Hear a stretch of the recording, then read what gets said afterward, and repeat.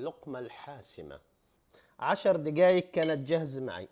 أحلى فطيرة باذنجان، بندورة خيار مكبوس. بسم الله. ما بعرف إذا حد فكر فيها من قبل، شوال الباذنجان وحطها مع البيض، بس والله جدا زاكية.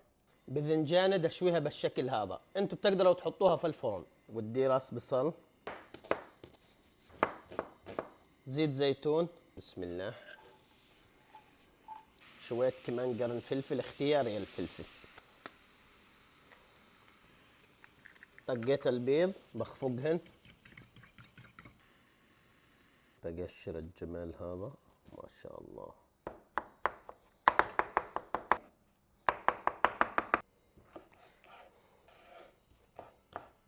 البصل ذاب معي، بنزل في الفلفل والباذنجان،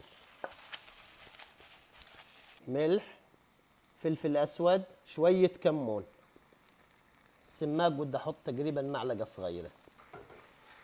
ما شاء الله طلعت ريحة. شوية زيت زيتون، طبعا وطيت الغاز. بنزل في البيضة اللي خفقناه وملحناه، بنخلطهن شوي شوي مع بعض.